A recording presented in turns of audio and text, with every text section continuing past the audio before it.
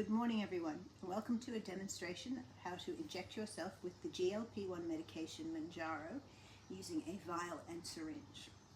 I've been on GLP-1 medications for the last 16 months, and in that time I have lost 31.5 kilograms, which is about 69 pounds. I'll pop a picture of me pre-weight loss, either here or here, so that you can see the difference. I think it's quite stark. I'm certainly much healthier than I was when I was obese. I'm now in healthy weight category, which is fantastic. But this particular video is not about my story. It is to let people know how to actually inject the medication from the vial and syringe, because I know that there aren't a lot of videos out there that Australians have done for Australians to let them know how to inject, and also some of my friends in America who are interested in Mounjaro possibly being available in vials over there have been keen for me to do a demonstration for them as well. So that's why I've decided to make this video today. I'm not a professional videographer, so this is going to be rough and dirty, but hopefully you enjoy it. It's probably the wrong word, but hopefully you find it interesting and useful. So let's get on with it. So the first thing I want to do is I want to show you what the medication comes in. There's a little vial, but the vial comes in a box. And I've got two strengths of medication to show you today. This is the 5 milligram box, and I've also got the 15 milligram box. And they both come in 0.5 mils of solution. So the solution amount stays the same, so the amount of liquid in the vial stays the same, but the concentration goes up as your dosage goes up.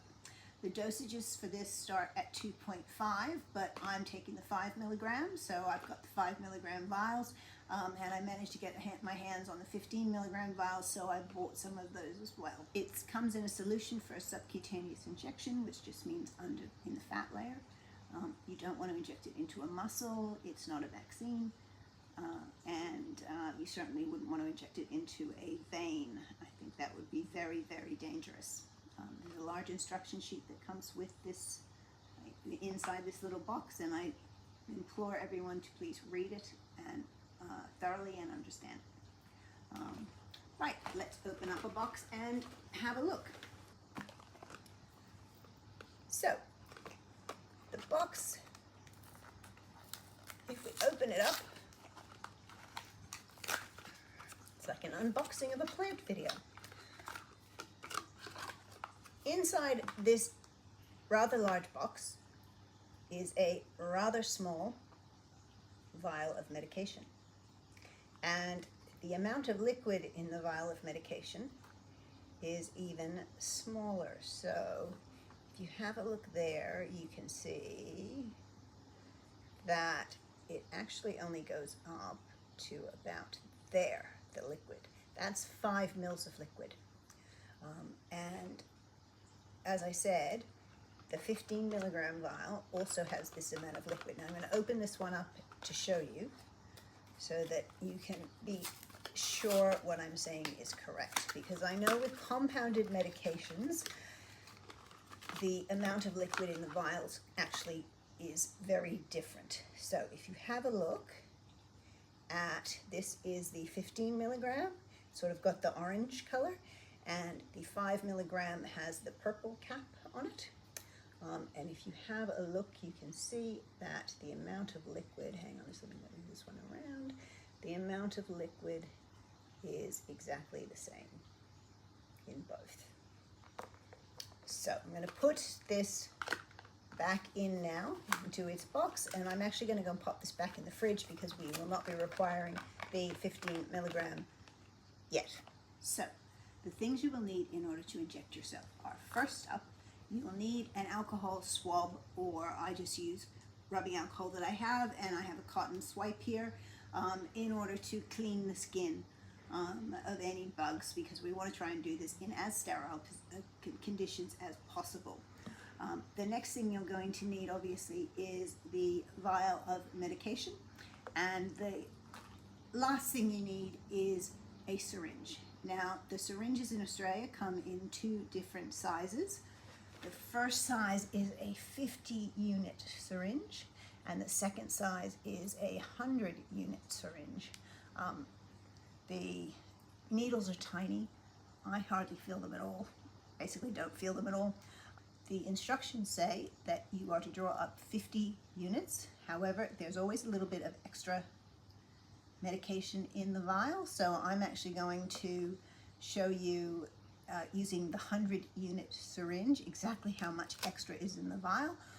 If you want to stick to the manufacturer's instructions and just give yourself the dose that is on the box, so for example the 5 milligrams or the 15 milligrams if we were using the orange box, then you would just draw up 50 units. If you want to give yourself a little bit extra, you can. It's not recommended, but sometimes you feel like you might be not quite ready for the next big jump up to, in my case, 7.5. I did try the 7.5 for a while, and that was too strong for me. So I dropped back to the 5, but because of the vials having a little bit extra in them, I can actually up my dosage a little bit. So I'm actually injecting around about 6.6 to 6.5 per week. Basically, I'm using all the medication in the vial. This stuff's liquid gold, and I don't want to waste any of it. So the first thing you do is we get the syringe ready and with the vial. So you take the vial and you pop the top off. There's a little cap here, and you just pop it off with your nail. It comes off quite easily.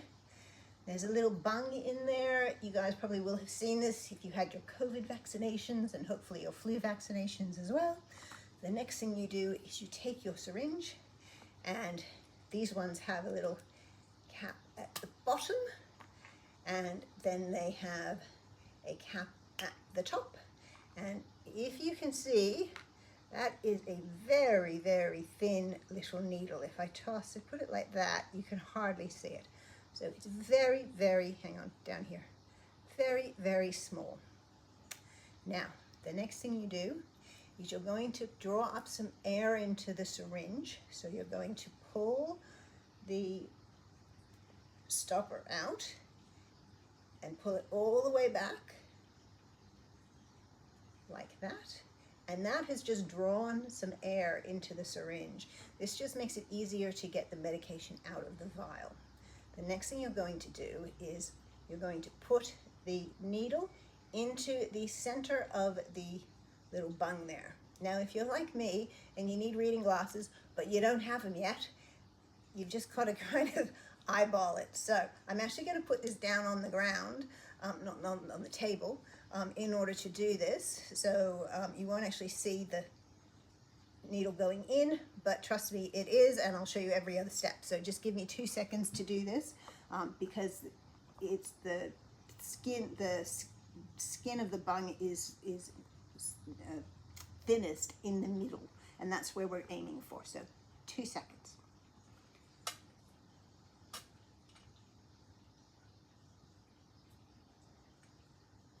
Okay, so I have now put the needle in the syringe. The next thing you're going to do, the needle in the syringe, no, I've now put the needle in the vial.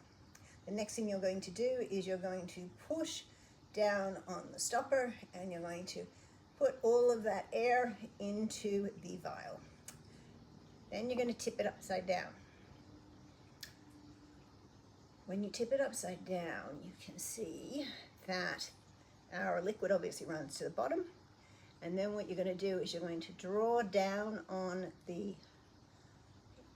syringe and draw the liquid into the vial. So let's see if we can see this happening while I do it. So I'm not sure if you can see, yet you can see the liquid going in there. So we're going to keep drawing down, down, down, down, down. to do this rather slowly, especially if you just want to go to 50. So I've just turned it around to look at myself. So if I just wanted to go to 50 units, I would move it down until the black bung is at the 50 mark, which it is there. However, I want to see how much is actually in the syringe. So I'm going to continue to draw the liquid out of the vial. And at the moment I'm up to 60. And let's just try and get every little skerrick out that we can. So I think that's about it.